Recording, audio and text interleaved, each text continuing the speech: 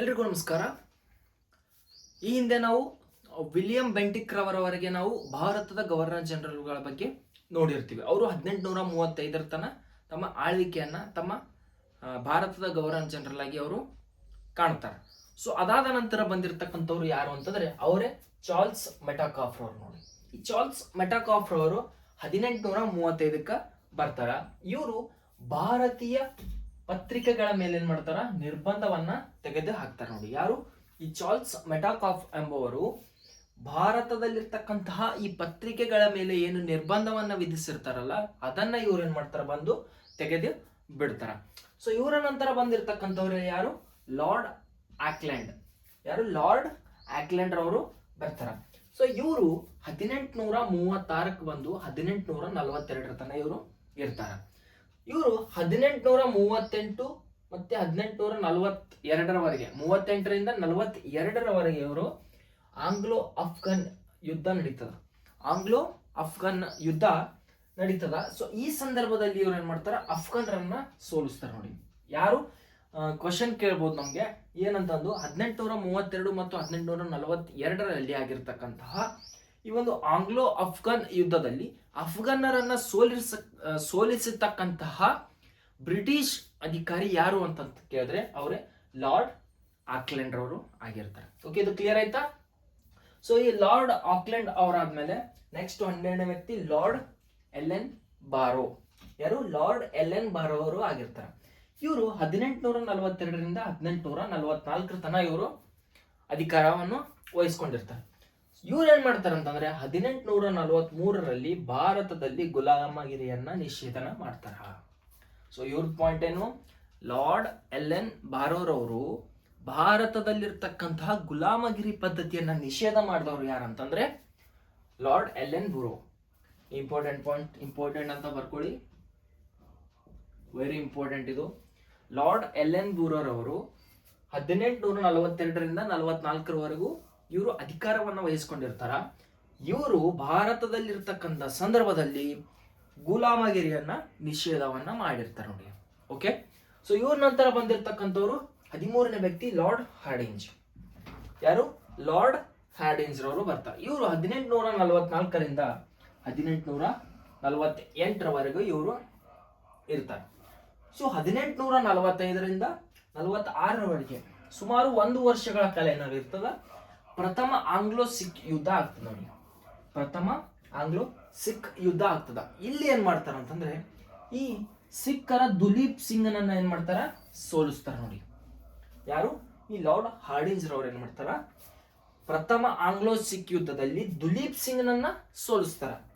ಸಿಖ್ ಯುದ್ಧದಲ್ಲಿ ದುಲೀಪ್ ಸಿಂಗ್ನನ್ನ ಸೋಲಿಸ್ತಾರ. ಈ ಸಿಖ್ಖರ ದೊರೆಯಾಗಿರ್ತಕ್ಕಂಥ ದುಲೀಪ್ ಸಿಂಗ್ ಆತನನ್ನ ಸೋಲಿಸಿದವರು ಯಾರು ಅಂತಂದ್ರೆ ಅವರು ಲಾರ್ಡ್ ಹಾರ್ಡಿಂಜ್ ರವರು ಆಗಿರ್ತಾರೆ. ಸೊ ನೆಕ್ಸ್ಟ್ ಇವರ ನಂತರ ಬಂದಿರತಕ್ಕಂಥದ್ದೇ ಕೊನೆಯ ಗವರ್ನರ್ ಜನರಲ್ ಅವರಾಗಿರ್ತಾರೆ. ಇವ್ರು ಯಾರಂತಂದ್ರೆ ಲಾರ್ಡ್ ಡಾಲ್ ಹೌಸಿ ರವರು ಆಗಿರ್ತಾರೆ. ಸೊ ಲಾರ್ಡ್ ಡಾಲ್ ಹೌಸಿ ಇವರು 1848ರಿಂದ 1856ರವರೆಗೆ ತಮ್ಮ ಅಧಿಕಾರವನ್ನ ವಹಿಸ್ಕೊಂಡಿರ್ತಾರೆ. ಇವರು 1848ಕ್ಕೆ ಏನ್ ಮಾಡ್ತಾರ, ದತ್ತು ಮಕ್ಕಳಿಗೆ ಹಕ್ಕಿಲ್ಲ ಎಂಬ ಪದ್ಧತಿಯನ್ನ ಜಾರಿಗೆ ತರ್ತಾರ.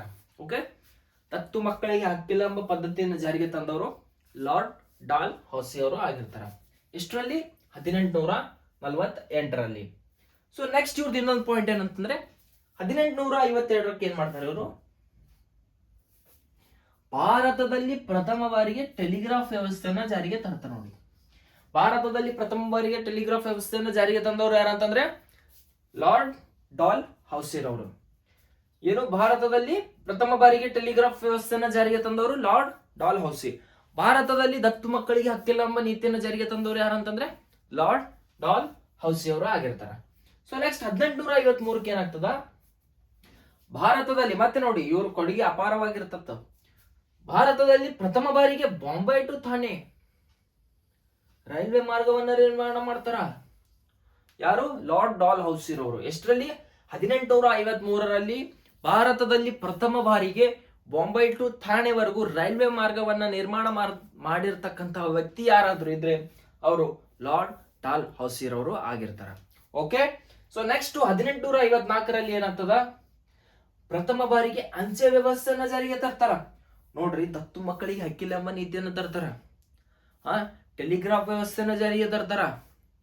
ಮತ್ತೆ ಅಂಚೆ ವ್ಯವಸ್ಥೆನ ಜಾರಿಗೆ ತರ್ತಾರ. ಮತ್ತೆ ಬಾಂಬೆ ಟು ಥಾಣೆ ರೈಲ್ವೆ ಮಾರ್ಗವನ್ನ ಇವರು ನಿರ್ಮಾಣ ಮಾಡ್ತಾರ. ಸೊ ಇಷ್ಟಲ್ಲದೇನೆ 1856ರಲ್ಲಿ ಅವರು ವಿಧವಾ ಪುನರ್ವಿವಾಹ ಕಾಯ್ದೆಯನ್ನ ಜಾರಿಗೆ ತರ್ತಾರ. ವಿಧವಾ ಪುನರ್ವಿವಾಹ ಅಂತಂದ್ರೆ ಒಬ್ಬ ಮಹಿಳೆ ತನ್ನ ಗಂಡ ಸತ್ತ ಮೇಲೆ ಏನು ಆಕೆಗೆ ಮದುವೆ ಆಗ್ತಕ್ಕಂಥ ರೈಟ್ಸ್ ಇರ್ತಾ ಇರಲಿಲ್ಲ.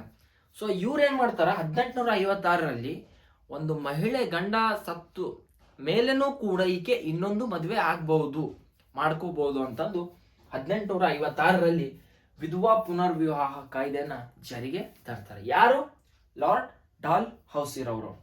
1848ರಲ್ಲಿ 48-49ರಲ್ಲಿ ಈ ಎರಡನೇ ಆಂಗ್ಲೋ ಸಿಖ್ ಯುದ್ಧದಲ್ಲಿ ದುಲ್ಜಿಪ್ ಸಿಂಗ್ ನನ್ನ ಇವರು ಕೂಡ ಸೋಲಿಸ್ತಾರೆ ನೋಡಿ. ಯಾರು? ಲಾರ್ಡ್ ಡಾಲ್ ಹೌಸಿರ್ ಅವರು.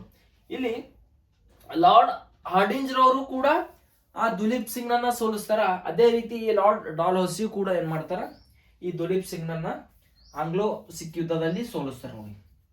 ಸೊ ನೆಕ್ಸ್ಟ್ 1852ರಲ್ಲಿ ಎರಡನೇ ಆಂಗ್ಲೋ ಬರ್ಮನ್ ಯುದ್ಧದಲ್ಲಿ ಬರ್ಮಿಯನ್ನರನ್ನ ಸೋಲಿಸಿ ಬಿಡ್ತಾನೆ. ಓಕೆ, ಇವಿಷ್ಟು ಪಾಯಿಂಟ್ಸ್ ಕ್ಲಿಯರ್ ಆಯ್ತಾ? ಇಲ್ಲಿ ನೋಡಿ, ಲಾರ್ಡ್ ಡಾಲ್ ಹೌಸಿ ಬಗ್ಗೆ ತುಂಬಾ ಕ್ವಶನ್ಗಳು ರೈಸ್ ಆಗ್ತಾವ. ಸೊ ಇವರು 1848ಕ್ಕೆ ಏನ್ ಮಾಡ್ತಾರ, ದತ್ತು ಮಕ್ಕಳಿಗೆ ಹಕ್ಕಿಲ್ಲ ಎಂಬ ನೀತಿಯನ್ನ ಜಾರಿಗೆ ತರ್ತಾರ. 1852ರಲ್ಲಿ ಏನ್ ಮಾಡ್ತಾರ, ಟೆಲಿಗ್ರಾಫ್ ವ್ಯವಸ್ಥೆನ ಜಾರಿಗೆ ತರ್ತಾರ. ಭಾರತದಲ್ಲಿ ಪ್ರಥಮ ಬಾರಿಗೆ ಟೆಲಿಗ್ರಾಫ್ ವ್ಯವಸ್ಥೆನ ಜಾರಿಗೆ ತಂದವರು ಯಾರು? ಅವರೇ ಲಾರ್ಡ್ ಡಾಲ್ ಹೌಸಿರ್ ಅವರು.